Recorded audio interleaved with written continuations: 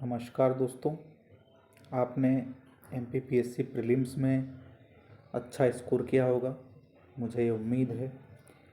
आज हम MPPSC prelims के जो ऑफिशियल आंसर की आई है उसमें किन प्रश्नों के क्या उत्तर होना चाहिए, किन किन चीज़ों पर आपत्ति होनी चाहिए और आपत्ति के क्या सोर्स होने चाहिए, इसको लेकर के मैं प्रश्न पत्र के साथ में आपके साथ चर्चा कर रहा हूँ।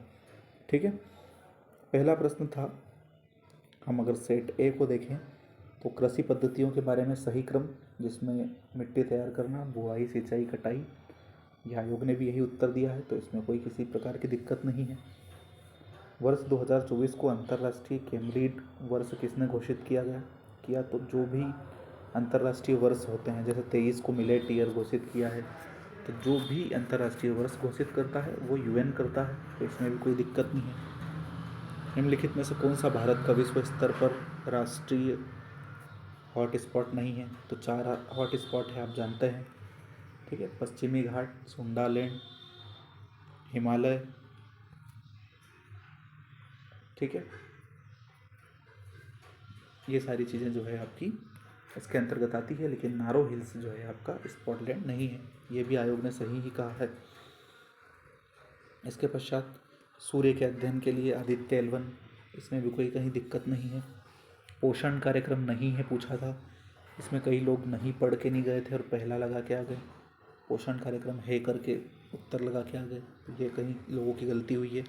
मैंने पहले भी आपको समझाया था कि आपको प्रश्न में है या नहीं है पूछा गया है, या कूट वाले प्रश्न पूछे गए हैं तो उनको आपको बड़े ध्यान से देखना है, लेकिन आपने यहाँ पर गलती की, लेकिन आयोग का उत्तर ये सही है। सबसे स्थिर पारिस्थितिकी तंत्र, समुद्री पारिस्थितिकी तंत्र, ये भी सही है। यहाँ पर भी प्रदूषक नहीं है पूछा था। ठीक है, जो कीटनाशक होगा, यहाँ भी कहीं किसी प्रकार की कोई दिक्कत नहीं है।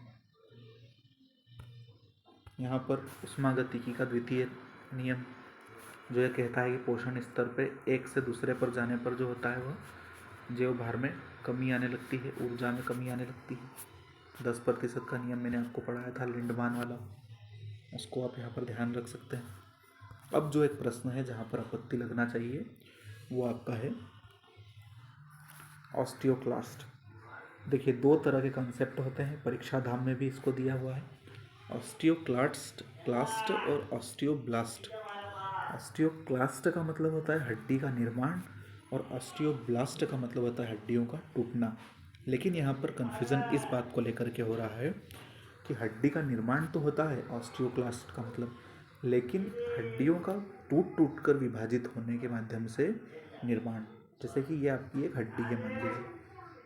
ठीक है, तो इस हड्डी का 2 भागों में विभाजित होकर एक नई 2 हड्डियों का निर्माण होना। ठीक है, इस तरह से 2 नई हड्डियों का निर्माण होना क्या कहलाता है? ऑस्टियोक्लास्ट कहलाता है। तो इसमें हड्डियां टूट भी रही है और निर्मित भी हो रही है, दोनों बातें हैं। तो हो सकता है कि आयोग इसको डिलीट कर दे। ठीक है, तो ए और सी को लेकर के इसमें कन्फ्यूज़न है। हो सकता है कि आयोग इसके आंसर को चेंज करे या इसको डिलीट करे। अगर डिलीट करता है तो आपको बोनस के रूप में 2 नंबर मिलेंगे, आपको इसमें किसी प्रकार का तनाव नहीं लेना है। ग्रीन मफलर वाला क्वेश्चन, ध्वनि सही है, इसमें कोई दिक्कत नहीं है। नीति आयोग के बारे में कई लोग कह रहे हैं कि बड़वानी है, कुछ लोग कह रहे हैं अलीराजपुर है, लेकिन वास्तव में अगर हम रिपोर्ट को देखेंगे, मैंने इस रिपोर्ट को देखा है, अलीराजपुर इसका सही उत्तर है। ठीक है। व्यापार कार्य सुधार योजना में भी कुछ लोग कह रहे हैं कि टॉप अचीवर्स है, लेकिन ये अचीवर्स ही होगा। ठीक है। जनगणना को लेकर के क्लियर कट मैंने आपको इसकी एक ट्रिक भी बताई थी, अगर आपको ध्यान हो तो। न्यूनतम जनगणना की बात करें हम तो ABCM मतलब अनूपपुर, बैतूल, छिंदवाड़ा और मंदसौर। ये मैंने 10 की जनगणना को लेकर के आपको प्रश्न बताया था, टेलीग्राम पे मैंने इसको लेकर के PDF भी डाली थी। ठीक है, ABCM, तो वैसा का वैसा ये प्रश्न यहाँ पर देखने को मिला है। ठीक है। टंट्या मामा आर्थिक कल्याण योजना का उद्देश्य, तो ये तो क्लियर कट था, B आएगा। ट्रांसफार्मर और संबद्ध उत्पादन, ग्वालियर। उच्च न्यायालय के न्यायाधीशों की अधिकतम आयु सीमा, ये मैंने आपको पढ़ाया है, 62 वर्ष। 74वां संविधान संशोधन नगर पालिका और 73वां संविधान संशोधन पंचायतों से संबंधित है। स्थानीय स्वशासन के जनक लॉर्ड रिपन, कहीं कोई दिक्कत नहीं। धन विधेयक का निर्णय केंद्र स्तर पर अगर हम देखें, संसद के स्तर पर देखें तो लोकसभा अध्यक्ष करता है, और राज्य के स्तर पर देखें तो विधानसभा का अध्यक्ष करता है। मध्य प्रदेश विधानसभा के पहले अध्यक्ष कुंजीलाल दुबे, कहीं कोई दिक्कत नहीं है। प्रश्न संख्या 25, कौन सा अनुच्छेद लोक सेवा आयोग के व्यय से संबंधित है? इसमें लोग कंफ्यूज हो गए 21-22 में। मेरे आयोग के अगर आप वीडियो को देखेंगे तो मैंने क्लियर तरीके से बताया है कि आपको 320 में कार्य बताए हैं, 321 में कार्यों का विस्तार है, 22 में व्यय की बात है और 23 में प्रतिवेदन है। पूरा सीक्वेंस में मैंने आपको बताया है, तो इसका सही उत्तर 322 होना चाहिए। योजना आयोग के स्थान पर नई संस्थान, ये भी बहुत इजी क्वेश्चन था, 1 जनवरी 2015। 12वें वित्त आयोग के अध्यक्ष को लेकर के थोड़े से टफ क्वेश्चन था, क्योंकि आपको 15वां वित्त आयोग NK सिंह के बारे में पता है, 12वें वित्त आयोग के बारे में आपको ज़्यादा जानकारी नहीं थी, ठीक है, इसलिए आपको ये रंगराजन नहीं पता होगा। सही हुआ तो ठीक है, नहीं तो कोई बड़ी बात नहीं है, ये प्रश्न गलत होना ही था आमतौर पर। राष्ट्रीय खाद्य सुरक्षा अधिनियम के तहत, ये मैंने आयोग के वीडियो में आपको पढ़ाया है। महिला आयोग मैंने आपको पढ़ाया है। मानव अधिकार के दायरे में कौन सी चीज़ नहीं आती, तो आप इसको मूल अधिकारों की सहायता से पढ़ सकते थे। ये भी एक वृहद मूल अधिकार है। जीवन से संबंधित अधिकार भी एक बड़ा मूल अधिकार है, और स्वतंत्रता से संबंधित अधिकार भी बड़ा मूल अधिकार है। तो इसको आप ऑड वन आउट के माध्यम से भी इसको आप आउट कर सकते थे, ठीक है। राष्ट्रीय अनुसूचित जनजाति आयोग के अध्यक्ष और उपाध्यक्ष मैंने आपको बताया था। ST SC और OBC में 113, ST SC OBC में एक अध्यक्ष, एक उपाध्यक्ष और 3 मेंबर है। पूरा ट्रिक के साथ बताया था, ऐसा कैसा क्वेश्चन यहाँ पर रखा हुआ है। नियंत्रक एवं महालेखा परीक्षक केक का पदावधि 6 वर्ष बताया था। NGD बताया था मैंने, दिल्ली में मुख्यालय है और 4 अन्य जगह क्षेत्रीय कार्यालय थे। ये थोड़ा सा टफ क्वेश्चन हम कह सकते हैं कि संघ लोक सेवा आयोग ने सिविल सेवा परीक्षा की समीक्षा के लिए जुलाई 2000 में किसकी अध्यक्षता में समिति का गठन किया, तो ये अलग समिति का गठन यहाँ पर किया था, ठीक है। कई लोग थोराट और अलग में कन्फ्यूज़न हुआ कई लोगों को, लेकिन ये अलग कमेटी आएगा, ठीक है। इन्होंने CSET को लेकर के कुछ परिवर्तन की अनुशंसा भी की थी, जिसको सरकार ने माना भी था, ठीक है। Amateur kabaddi federation of India Jaipur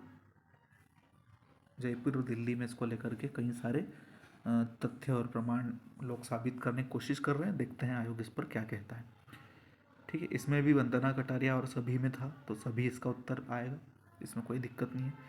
शरद कमल इसका आंसर सही है। श्रीनिवास वर्धन सही है। करेंट अफेयर में थोड़ा सा टफ हुआ, जो सामान्यतः पढ़ाया गया उसके आधार पर नहीं आया। जैसे इंग्लैंड 1974, कई लोगों को नहीं पता था, गर्ल्स को विशेषकर क्रिकेट में रुचि नहीं होती है, इसलिए उनको ये चीज़ नहीं पता थी। 21 जून सही उत्तर है। मंजू यहाँ पर सही उत्तर है, कई लोगों ने इसको पढ़ा भी था और सही भी लगाया है। उद्योगपति रतन टाटा, कई लोग इसको रतन टाटा समझ रहे थे, लेकिन रतन टाटा ऑप्शन में नहीं था, इसलिए जमशेदजी ईरानी जो है इसका सही उत्तर होगा। Central banking award governor of the year, अगर आपने इसको ध्यान से देखा होगा तो भारत होगा इसमें। प्रोक्योरमेंट पोर्टल नहीं है, MP ऑनलाइन प्रोक्योरमेंट पोर्टल नहीं है, बल्कि प्रोक्योरमेंट का एक माध्यम है कि आपको कोई टेंडर लेना है, खरीद बिक्री करना है सरकार को, तो MP ऑनलाइन के माध्यम से कर सकती है, लेकिन वो वास्तव में पोर्टल टेंडर के लिए नहीं है। MP टेंडर्स है, JNB है और MP लोन भी है, ठीक है। अब इसमें DSL और केबल को लेकर कन्फ्यूज़न है, लेकिन DSL ही इसका सही उत्तर होगा। कॉमर्स का 24/7 कार्य करना बहुत आसान क्वेश्चन। साइबर हमले में फिशिंग बहुत आसान है, ये भी। नेटवर्क की अनधिकृत पहुंच, किसी का भी गलत नहीं होना चाहिए। अब यहाँ पर आपत्ति वाला क्वेश्चन जो सबसे बड़ा आ रहा है, वो आपको फ्लिपकार्ट, अलीबाबा और अमेजन को लेकर के आ रहा है, ठीक है।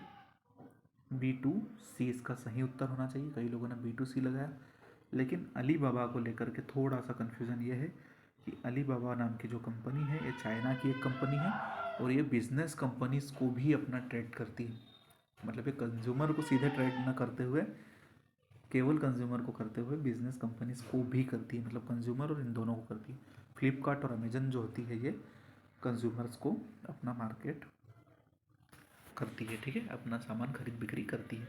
तो इसमें कन्फ्यूज़न है, आयोग इसका उत्तर डिलीट कर सकता है या चेंज कर सकता है, ठीक है। इसमें डिकोडिंग किसी का गलत नहीं होना चाहिए, इसमें याहू सही होगा। ChatGPT, OpenAI, काफ़ी चर्चा में रहा चैट जीपीटी। कई बार मैंने कहा कि इसको लेकर के आपको प्रश्न आ सकता है चैट जीपीटी में, फुल फॉर्म आ सकता है। सीईओ को इसको बदला था अभी, तो इसको लेकर के सेम अल्टमैन को भी पहले हटा दिया था, फिर वापस लेकर के आए, तो इसको लेकर के प्रश्न बनना स्वाभाविक था। दूसरी पीढ़ी के कंप्यूटर में मैंने आपको कई बार बताया, पहली पीढ़ी में वैक्यूम ट्यूब, दूसरी पीढ़ी में ट्रांजिस्टर, तीसरी पीढ़ी में इंटीग्रेटेड सर्किट, चौथी पीढ़ी में वीएलएसआई, ठीक है, वेरी लार्ज इंटीग्रेटेड सर्किट। तो ये सब चीज़ें आपको याद रखनी थी, बेसिक था ये, ठीक है। अगले प्रश्नों को लेकर के फिर हम एक अगले वीडियो में चर्चा करेंगे, ठीक है। Thank you.